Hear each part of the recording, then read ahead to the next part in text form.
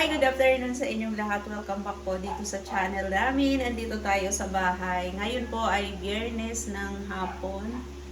Alas 4:30 na ng hapon. Magagawa ako ng lumpiang toge. Ang hinahalo ko lang dyan ay kamote. Tuwing Biyernes, hindi ako nagbubukas ng tindahan kasi pinaka-day off ko yun. Akala ko naman yung day off, akala ko pag day off makakapagpahinga ako. Yung pala, ang dami rin trabaho pag nasa bahay tayo. Ang daming ganap sa buhay, di ba? Ang daming mga nangyari. Matagal-tagal din ako na di nag-upload. Aliw kasi ako sa TikTok. Doon ako madala sa TikTok.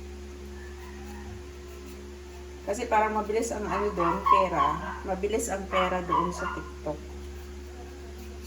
Kumpara dito sa YT.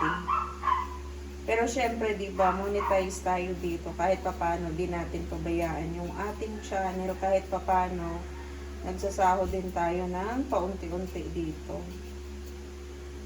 Binabalatan ko yung kamote. Yung ihahalo ko to sa lumpiang toge. Nagawa din ako ng lumpiang Shanghai. Babalutin ko yung lumpiang Shanghai. Tapos ilalagay ko lang sa Tupperware o kaya sa plastic. Kasi pag umuwi sila Rhea na nasa tindahan ako, pag nagluto sila, kadalasan hotdog o kaya dilata, itlog, ganun ang ginagawa nila.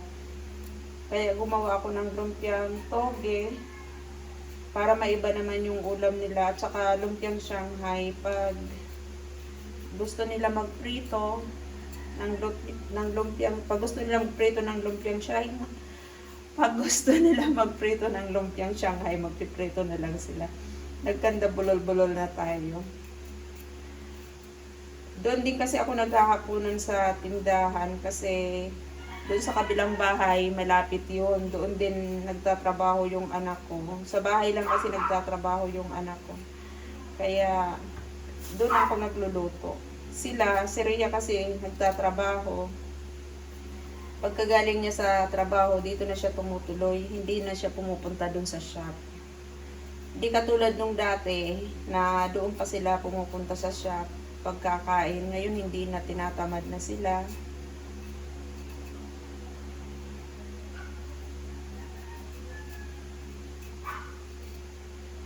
Ang bilis ng panahon, no? Nakailang taon na tayo dito sa YT. Si Nels umuwi dito nung si Nels umuwi dito nung December. Bumalik naman siya nung January 30, saka siya bumalik. Naka 40 days din siya dito. 39 days, ganon.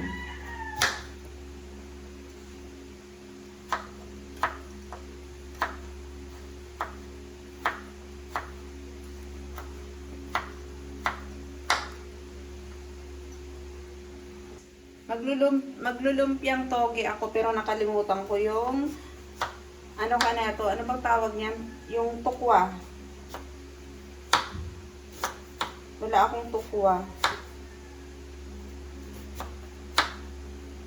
Pupunta pa ako doon banda sa amin kasi walang tukwa dito.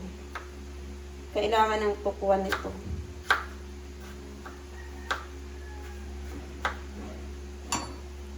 Ito tayo ng tukwa. Nakikita ako dyan sa malapit sa amin. Kaya din ako pumunta sa